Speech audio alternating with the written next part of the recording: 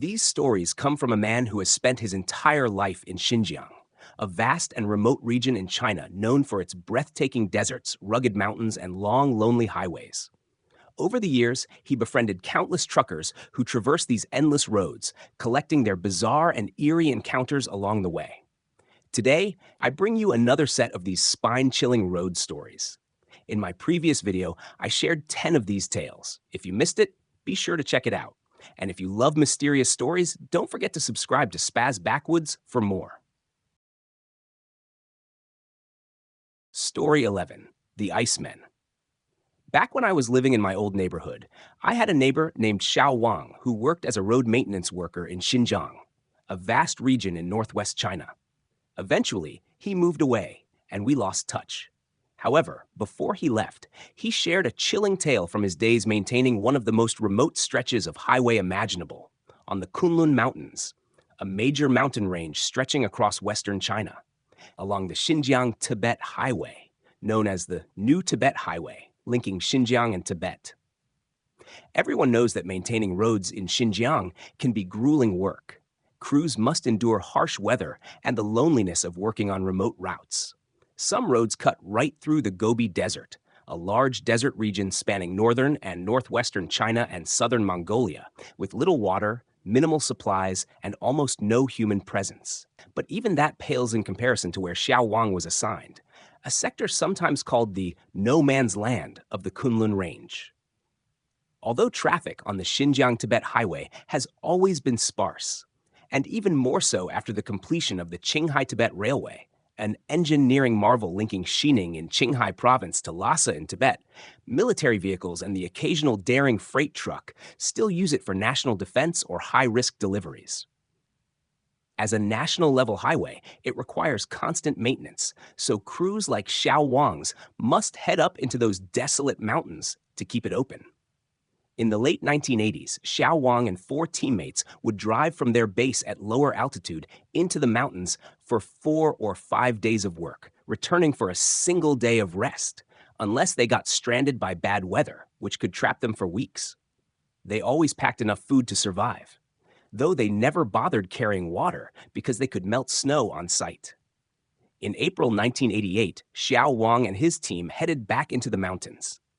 Their assigned stretch of road sat above 3,000 meters in elevation, essentially above the snow line. It took a full day and night of driving to reach their station. The 5-man crew traveled in 2 Beijing Jeeps. One carried passengers, the other hauled supplies such as food and fuel. After half a day's drive, they found themselves about 2,500 meters up when it began to snow, common weather in those mountains. By late afternoon, with headlights on, they continued slowly through a dim and snowy landscape. Around 6 o'clock, the lead jeep stopped suddenly. Concerned, Xiao Wang got out to investigate and discovered a giant mound of what appeared to be snow completely blocking the narrow road. Eager to clear a path, all 5 men grabbed shovels and began digging. After a short while, they realized the blockage wasn't just snow, it was a massive block of ice. It stood about 2 meters high and stretched across the entire width of the road. Unsure where it had come from, perhaps it slid down from somewhere higher, they switched to chisels to chip it away. The temperature was too cold for the ice to melt naturally, so they had to carve it out piece by piece. Even with all 5 men working, 3 hours of chipping cleared only about a quarter of the ice. By then, night had fallen, so they switched on the Jeep headlights to keep working. Suddenly, one of the team let out a startled shout. "There's something in the ice!" Everyone rushed over to look and saw a dark shape deeper within the block. Xiao Wang peered closer under the glare of the headlights and froze in shock. It looked like a person trapped inside. The workers stood in terrified silence until their foreman spoke up, trying to keep them focused. "It's just a body. Nothing we can do but keep digging. We need this road clear by morning." They resumed chipping away, though the discovery made their blood run cold. Then, another worker yelled, "There's a second one!" Sure enough, another shape appeared in the ice. This one was closer to the surface, so they could see the details more clearly. A middle-aged man wearing a dull yellowish uniform, mouth hanging open in a silent scream. His eyes were wide and bulging, as if he had died in the midst of sheer terror. No one could tear their gaze away from that horrifying face. The foreman quickly decided they should free the bodies first before continuing to clear the road. But nobody dared start. In the end, the foreman mustered the courage, climbed onto the ice, and began chiseling around the second body. 2 other men helped him, while the remaining pair focused on the first body they had seen. It took another 2 hours to extract both corpses. Under the harsh, yellowish glow of the Jeep headlights, they finally saw them in full. The second body was frightening enough, but the first was worse, with claw-like fingers curled against its own forehead. Both wore the same faded yellow uniform. Xiao Wang glanced at them and thought the clothing looked old, possibly from the pre-liberation era. The foreman took a closer look and noticed a nameplate or insignia near the chest. Gathering his nerve, he read the words out loud: Northwest National Revolutionary Army. They were nationalist soldiers from the old days. But how had they ended up here, in one of the most isolated places in Xinjiang, high in the Kunlun Mountains, locked in ice? The road they were maintaining had only been built after China's liberation. With the fierce climate and rugged terrain, it seemed impossible that anyone could have traveled there decades earlier. What were those soldiers doing in that freezing wilderness? What horrors had they witnessed before they died? No one had answers. The only certainty was that these men had been frozen in that ice for over 40 years. The bitter cold and the sight of those twisted faces weighed heavily on everyone's hearts. Handling the bodies posed another dilemma. The ground was rock-hard permafrost, making burial impossible. Ultimately, the foreman made the grim decision to toss the corpses off the nearby cliff, a steep rock face descending into a deep gorge, to clear the path. Though it seemed heartless, they had no other way to deal with remains frozen for decades in such inhospitable terrain. Afterward, Xiao Wang returned to chiseling the ice, but fear gnawed at him. Even once they finished clearing the road in the early hours before dawn and drove on, the images of those 2 soldiers stayed with him, eyes wide, faces locked in horror, as though screaming silently from the grave. When Xiao Wang told me this story, he was preparing to move away. Over a few bottles of liquor, he confided that for years, he'd been plagued by nightmares of those frozen soldiers plunging into the abyss, their ghastly expressions haunting him no matter how hard he tried to forget. And with that confession, he left, taking his chilling memories with him into the darkness. The soldiers mentioned in the story wore uniforms of the National Revolutionary Army, which served under the nationalist government of China, the Kuomintang, or KMT, from the 1920s until roughly 1949. They fought in various major conflicts, including the Northern Expedition to Unify China, the Second Sino-Japanese War against Japan, and eventually the Chinese Civil War. By 1949, the communist forces had gained control of most of mainland China, and the nationalist government retreated to Taiwan. Given that Xiao Wang discovered these soldiers in the ice around 1988, it means they had likely been frozen for more than 40 years, pointing to the mid to late 1940s as the probable time of their deaths.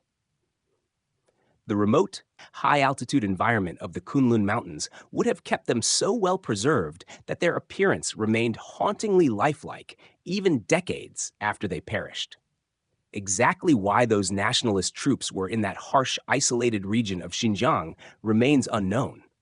But the profound cold of the mountains turned their final resting place into a natural time capsule, preserving them until the roadworkers made that chilling discovery. Story 12. The Secret Behind the Mountain. Anyone who has traveled around Xinjiang has likely been struck by its stark landscapes, endless barren mountains, the vast Gobi, and deserts that stretch to the horizon. Regular drivers and passengers know these roadside deserts by heart, as most of Xinjiang's intercity highways cut straight through them. But while we're all familiar with the desert beside the road, how often do we pay attention to those nameless mountains rising in the distance? And if we rarely notice the mountains themselves, we almost never wonder what lies behind them. Today's tale shines a light on a hidden mystery lurking behind these seemingly ordinary slopes. Next time you're driving through Xinjiang, spare a thought for what might be waiting just beyond those silent peaks.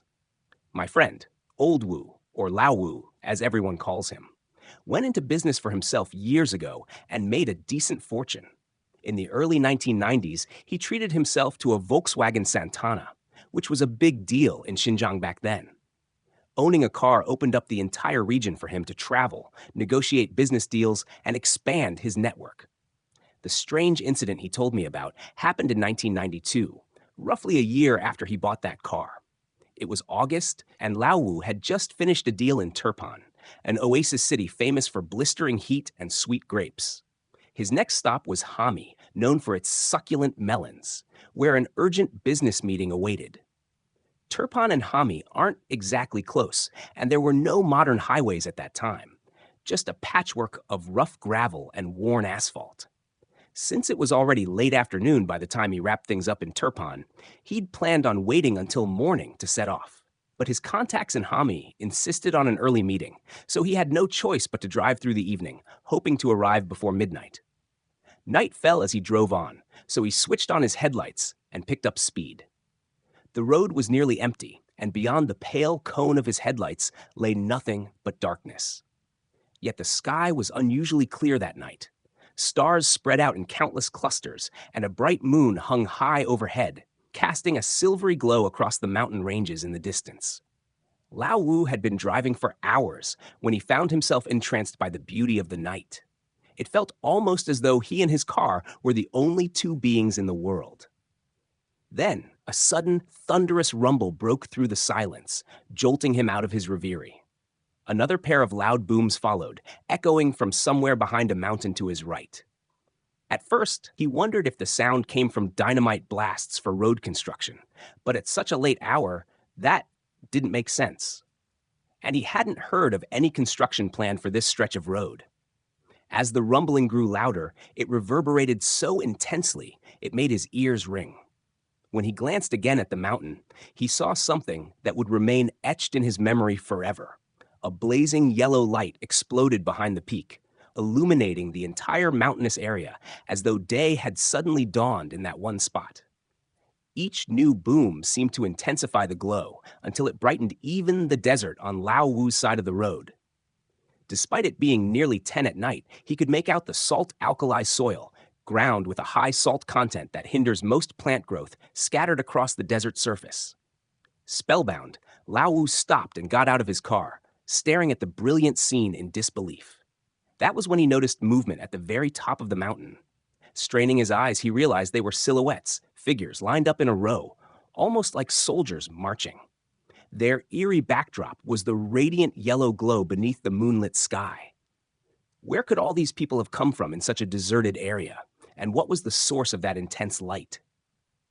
He stood, paralyzed by wonder and dread, until the glow began to fade and the mysterious figures vanished into the darkness. Suddenly, a truck driver pulled up behind Lao Wu's car and honked, snapping him back to reality. Lao Wu stumbled over, breathlessly describing the bizarre spectacle he had just witnessed. The driver, however, was clearly baffled. He'd seen and heard nothing unusual. With a trembling heart, Lao Wu returned to his Santana and continued on his way. One last glance at the mountain showed only blackness and silence, as though the incredible scene had never happened. By the time he reached Hami around 1 a.m, he was still reeling, unable to sleep a wink in his hotel room, haunted by the images of that golden light, the deafening booms, and the eerie silhouettes pacing along the ridge. Although Lao Wu would travel that road many more times, he never witnessed anything like it again. The same mountain stood in the same desert, its secrets hidden as always. And to this day, what he glimpsed that night remains an unsettling enigma, proof that behind the quiet mountains of Xinjiang, there might just be something beyond our imagination. Story 13, The Last Truck. I once heard this tale from an elderly gentleman, Mr. Jiang, during a training session. Originally from Shanghai, he came to Xinjiang in the early 1950s to help develop the frontier and ended up staying there for the rest of his life. Although his children eventually moved back east, he and his wife remained behind, finding it impossible to leave the land they had come to love. The incident he described took place in 1958, 4 years after his arrival in Xinjiang. At the time, Mr. Jiang worked as a driver in a transport team based in Urumqi, charged with ferrying enthusiastic young volunteers who had come from all over the country to different parts of Xinjiang. Back then, nobody had the luxury of air-conditioned buses. These new arrivals rode in the cargo beds of military-style trucks, often leftover Soviet models or the China-made Jiefang trucks that rattled along the rough roads. In the spring of 1958, Mr. Jiang's unit received orders to deliver a group of volunteer youth from Shanghai to Aksu, a city in southwestern Xinjiang. According to headcount, the mission required 8 trucks. They were given 5 days to cover the vast distance, which was typical in those days. Day 1. Travel from Urumqi to Taksun, a county southeast of Urumqi. Spend the night. Day 2. Cross Gango, a rugged mountain pass. Spend the night in Yushigo. Day 3. Reach Korla, refuel and rest. Day 4. Arrive at Kuka, stay overnight. Day 5. Finally get to Aksu. It meant 5 days crammed into the back of an open-top truck, a testament to how tough travel was then. Early one morning, the 8 trucks were lined up, filled with volunteers from Shanghai, men and women separated into different vehicles. Mr. Jiang was at the wheel of the 8th truck, bringing up the rear. The first day went smoothly, and they spent the night in Taksun. On day 2, they headed for Gango, a notoriously challenging part of the route. The road was unpaved, narrow, and carved into the mountains, forcing drivers to navigate sharp curves while kicking up choking clouds of dust. With visibility already poor, the day took a turn around midday when the sky abruptly darkened. Mr. Jiang, still young and somewhat anxious about his first time in Gango, gripped the wheel tightly, determined not to lose sight of the truck ahead. Then, from his side mirror, he noticed something strange. Behind him, shrouded in dust, was another truck, seemingly following too closely. At first, he assumed it might just be part of the convoy. But there were supposed to be only 8 vehicles total. Why would there be a 9th? As the convoy pressed on through the twisting mountain roads, that mysterious truck stayed right on Mr. Jiang's tail. Half an hour later, it edged left, appearing ready to overtake him on a stretch known for its dangerous curves. Mr. Jiang cursed under his breath. This was hardly the time or place for passing. Still, he did his best to make room, slowing down and pulling to the right. Yet something felt off. Normally, a driver would honk to signal a pass, especially on such a perilous road. But there was no horn, no engine noise, nothing. A chill crept over him. Not once had he heard that vehicle's engine rumble, and old cargo trucks were anything but quiet. It had simply appeared behind him, eerily silent, and now it was sliding past with no audible warning. By the time he gathered his thoughts, it was level with his own truck. He snatched a quick look at its driver, a stranger with an unsettlingly blank expression, eyes locked straight ahead.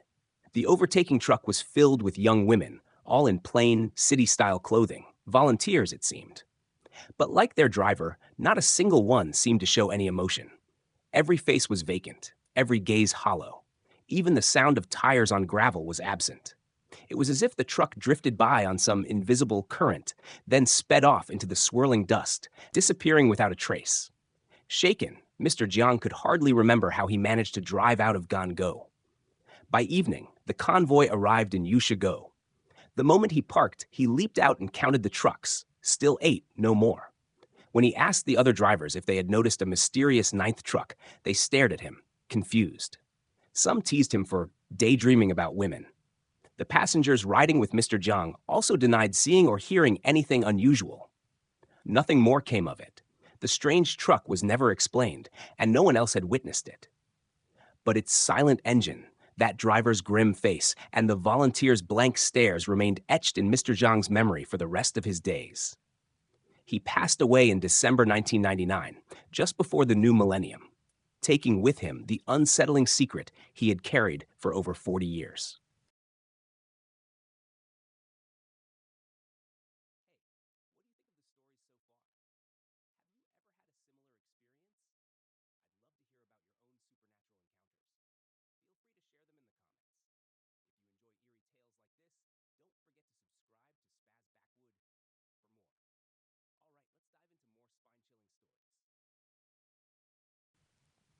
Story 15. The Giant Pit in the Gobi. Xinjiang is renowned for its petroleum resources.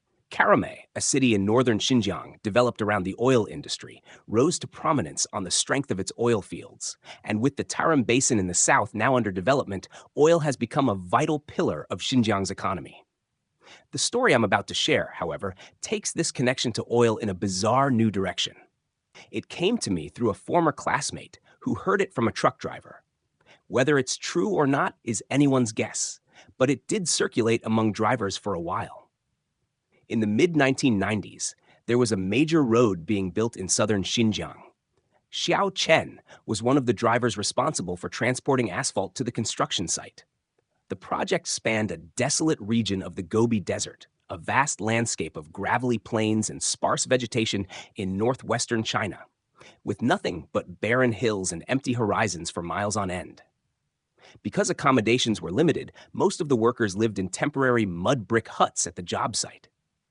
One morning, Xiao Chen loaded his truck with asphalt at the main base and headed out. Since the official road was still unfinished, he had to follow a makeshift track across the Gobi, nothing more than a rough pathway marked by deep tire grooves. This route was already battered from constant use by heavy vehicles, and swirling dust storms did nothing to improve visibility.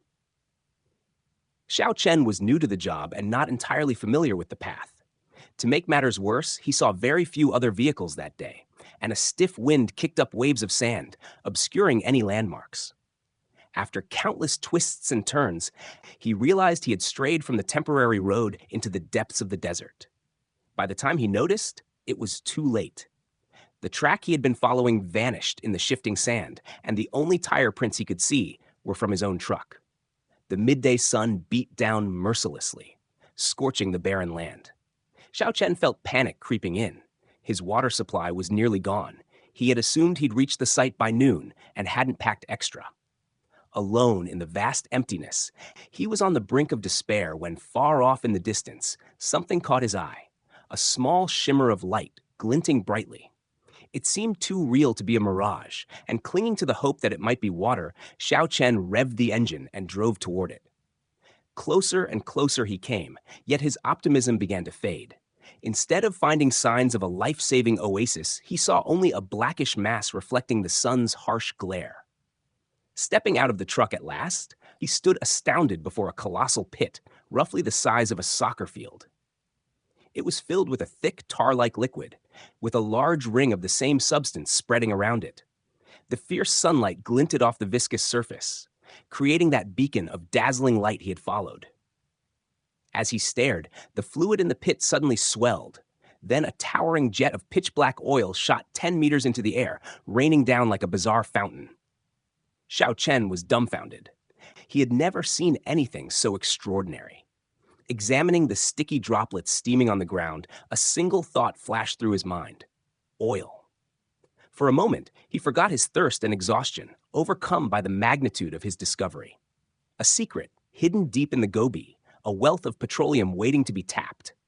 If he could escape and share this secret, Xinjiang could reap unimaginable fortunes. With renewed determination, he climbed back into his truck and drove on, eyes peeled for any clue leading out of that desert. Almost on the verge of collapse, he suddenly heard another horn blaring. A freight truck passed him by, and to his amazement, he realized he had somehow found his way back to the rough road. Up ahead stood the construction camp, just as the sun dipped lower in the sky. Giddy and disoriented, Xiao Chen rushed to tell everyone about his unbelievable find, but no one believed him. They teased him for imagining things under the relentless desert sun. When he returned to the city, he doggedly reported what he'd seen to several local geophysical survey offices, but they dismissed his account as sheer fantasy. His obsession eventually cost him his job, and within 2 years he had vanished entirely, last seen wandering the streets, muttering only one word: oil, oil. No trace of Xiao Chen was ever found, and the enigma of that vast, oil-filled crater remains buried in the empty stretches of the Gobi. Every so often, when fuel prices soar and old legends resurface, a handful of veteran drivers will joke, if Xiao Chen's giant pit was real, Xinjiang would be overflowing with black gold by now. Perhaps, hidden in the southern deserts, that secret still waits to be discovered. Story 16. The Mysterious Traveler. Xinjiang has long been a paradise for both domestic and international adventurers. Tonight's story revolves around one such explorer. This tale was shared with me over drinks by a now prominent entrepreneur in Xinjiang, someone who has built a business empire worth hundreds of millions. According to him, what you're about to read is a true story from his own past. Back before he struck it rich, this entrepreneur, let's call him Lao Huang, an alias, so please don't try to identify him, spent many years working as a driver for a state-owned transportation company in Xinjiang, officially known as Transport Company Number X, or simply X Transport. The company's primary job was to haul coal, oil, grain, and chemical products from Urumqi, capital city of Xinjiang, to different parts of the region. Lao Huang's specific assignment was to deliver chemical materials to Yecheng, a county in southern Xinjiang near the Kunlun Mountains, a major range in northwestern China, also known as the starting point of the Xinjiang-Tibet Highway. Yecheng sits in southern Xinjiang, close to the rugged Kunlun Mountains, a major mountain range in northwestern China. It's the beginning of the Xin-Tibet Highway, a remote route connecting Xinjiang to Tibet. From what I've heard, it's also one of the poorest places in Xinjiang. Its remote location and difficult transportation routes haven't done it any favors economically. Since it's so far out of the way, no one wanted to drive that route. As a young newcomer without connections, Lao Huang was honored with this heroic task. In 1987, Lao Huang had been driving that route for 2 years and was getting the hang of it. In July, he received another assignment to transport a batch of chemical materials to Yecheng. As usual, he climbed into his truck and set off. The journey from Urumqi to Yecheng is exceptionally long. Once you leave the mountains, you enter the Gobi, a vast desert region in northwestern China, then come upon another mountain range, then more desert, and so on, in a repeating cycle. Southern Xinjiang was not well developed back then. Towns were few and far between. Korla, a city in central Xinjiang, and Aksu, a prefecture in northwestern Xinjiang, were still in their early stages. You could drive on the highway for half a day without seeing another vehicle. Lonely indeed. Besides your co-driver, there was no one to talk to. That day, Lao Huang and his co-driver, a young man named Xiao Li, loaded the truck and started off. The journey went smoothly at first. Because Xiao Li was new and unfamiliar with the route, Lao Huang handled most of the driving. After 3 days, they reached Minfeng County, a small county on the southern edge of the Taklamakan Desert, which sits at the southern rim of the Taklamakan Desert, one of the largest and driest deserts in China, located in southwestern Xinjiang. They refueled, took a short break, and continued on. It would be another day's drive before they arrived in Yecheng. From Minfeng to Yecheng, it's all barren Gobi, gravel desert, with no sign of vegetation, and the rough road was tough to navigate. Since they were hauling dangerous chemicals, Lao Huang and Xiao Li drove carefully. They saw practically no other vehicles that entire stretch, just their lone truck inching forward across a vast emptiness. By midday, both were exhausted. Xiao Li dozed in the passenger seat, and Lao Huang fought off his own fatigue. Suddenly, Lao Huang noticed a figure by the roadside up ahead, waving for the truck to stop. This was puzzling. There wasn't a trace of civilization for miles. Where had this person come from? As they drew closer, Lao Huang saw the figure more clearly, a middle-aged man wearing travel gear, carrying a large backpack, a canteen slung across his chest, and a wide-brimmed hat. His skin was deeply tanned. He looked like an out-of-town traveler. Lao Huang rolled down the window and asked him what was going on. The man, remarkably calm, asked in a distinctly Beijing-accented Mandarin, "Is this the road to Yecheng?" Lao Huang nodded. The stranger smiled and waved, saying only, "Thank you, please carry on." Confused, Lao Huang wondered why the man didn't want to ride. There was plenty of room in the truck's cab, so he offered to take him to Yecheng. But the man just grinned again and said, "No need. I'm walking. I started from Minfeng, and I'm heading to Yecheng on foot. I'm just an avid hiker here to experience the desert." Lao Huang was stunned. Walking alone across the Gobi? Was he out of his mind? The man seemed to sense Lao Huang's concern and reassured him that this was all part of his personal adventure. Short on time, Lao Huang said his goodbyes and drove off. In the rearview mirror, he saw the man waving goodbye. After delivering the cargo safely in Yecheng, Lao Huang gradually forgot the odd encounter. Fast forward 3 years to 1990. Through hard work, Lao Huang had become a key driver at the company and no longer had to make that grueling run. In July of that year, a new young driver joined the team. Following the tradition of giving the toughest route to newcomers, management assigned the Yecheng line to him, but they also asked Lao Huang to accompany the rookie on his first trip for guidance. The new driver did well at the start. After a few days, they reached Minfeng again, prepared to tackle that same harsh Gobi stretch. Lao Huang knew the road like the back of his hand. He had driven it dozens of times. The rookie drove slowly, carefully navigating the rough track. Lao Huang watched the horizon from the passenger seat. Suddenly, the young man asked, "Why is there someone up ahead waving at us?" Sure enough, a lone figure stood by the roadside. At first glance, Lao Huang found this silhouette strangely familiar, though he couldn't quite place it. Drawing closer, the new driver rolled down the window and asked what the stranger needed. As before, the stranger calmly inquired, "Is this the road to Yecheng?" Spoken in the same Beijing accented Mandarin. In that moment, Lao Huang's heart skipped a beat. It was the same man he'd met 3 years earlier. He wore the exact same hiking outfit, with the same backpack, the same canteen, and the same wide-brimmed hat. His face was just as tanned, his expression unchanged. Astonished, Lao Huang leaned out and asked if the man remembered him. He'd given directions to him 3 years before. To Lao Huang's shock, the man only looked puzzled, insisting this was his first time in Xinjiang and that he'd never met Lao Huang before. The rookie driver, clueless to the strange coincidence, quickly answered the man's question and offered him a ride. Once more, the stranger smiled, waved them off, and said, "No need. Thank you." His tone, expression, and gestures matched those from 3 years ago, identical in every way. Lao Huang felt a chill run down his spine. Who was this man? Why was he still here, unchanged and apparently with no memory of their previous encounter? The driver pressed on, and as Lao Huang snapped out of his thoughts, the mysterious traveler had already vanished from view. The rookie just shrugged, muttering that city folks sure do love extreme adventures. Why else would they trek alone across such a desolate place? For the rest of the trip, Lao Huang couldn't shake the eerie sense of déjà vu. They arrived safely in Yecheng with no further incidents, but Lao Huang's mind stayed fixed on that inexplicable meeting. Not long after, he quit his job, went into business for himself, and eventually made a fortune. He never drove that route again, never even returned to Yecheng. During our drink together, half drunken and lost in memory, he murmured, "I bet that guy is still out there on the road between Minfeng and Yecheng, still hiking just like before. No joke, I'd bet anything on it." Story 17, The Figure on the Mountain.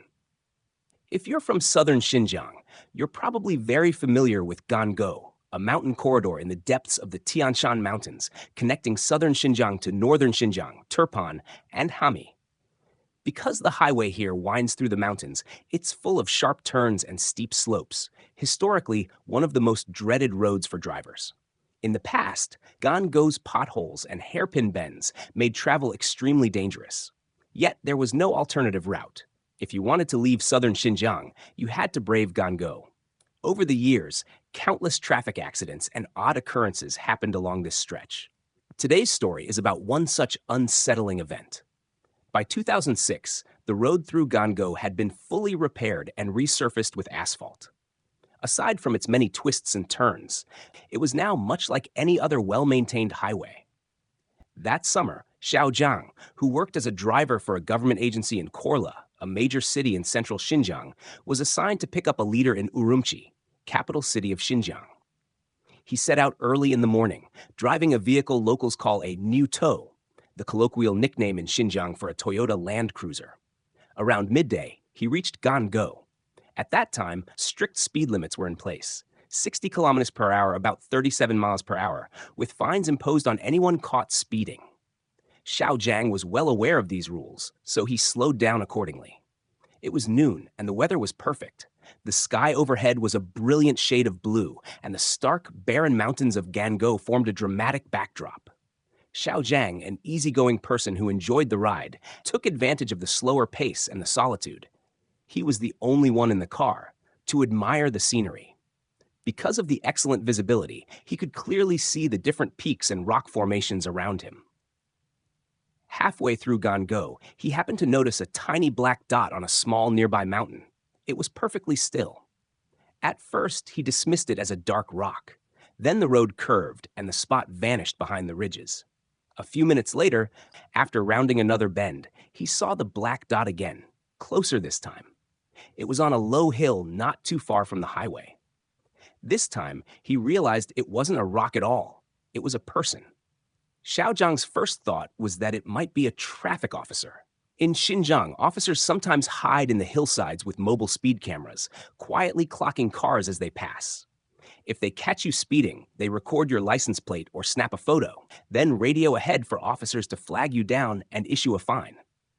Figuring it might be an officer, Xiaozhang wasn't too worried since he was traveling under the speed limit. But as he got closer, something felt off. This figure was standing absolutely still on a protruding rock, almost like a statue. That didn't seem like normal behavior for a police officer.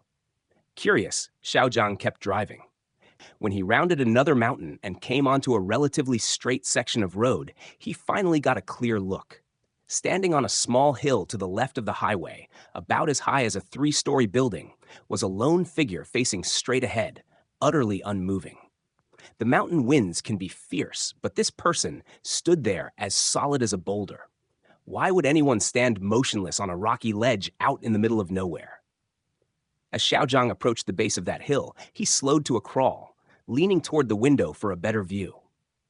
It was midday, and the sunlight was bright. He could see that the figure appeared to be a middle-aged man in black clothing, standing with a rigid posture, like a student being punished. He didn't flinch, even though the wind was howling around him. Then, in the brief moment he drove past, Xiaozhang caught sight of the man's face and froze. The man had no eyes. Everything else looked normal, but in place of his eyes were 2 dark, hollow sockets. Imagine, under a flawless blue sky, on a barren little hill, a person with no eyes standing motionless in the wind. The sight was so disturbing that Xiaozhang nearly lost control of the vehicle. Right then, a sharp bend appeared in the road, and in his shock, Xiaozhang almost drove straight off the pavement. At the very last second, he snapped out of it and swerved back, narrowly avoiding the drop. Drenched in cold sweat, he managed to exit Gango without further incident, though he barely remembered how. From that day on, every time Xiaozhang had to drive through Gango, he was plagued by dread. He avoided looking at the surrounding mountains altogether, staring only at the asphalt in front of him. He said he couldn't bear the thought of catching another glimpse of that eerie, eyeless figure. All right, guys, these are just a few of the stories I wanted to share with you today. I'm keeping it short and sweet because I know your commute is busy. If you're tuning in on your way to work like I do every day, I hope you have an awesome day. And if you enjoyed the video, please hit that subscribe button on my channel, Spaz Backwoods. Thanks for watching, and I'll see you in the next one.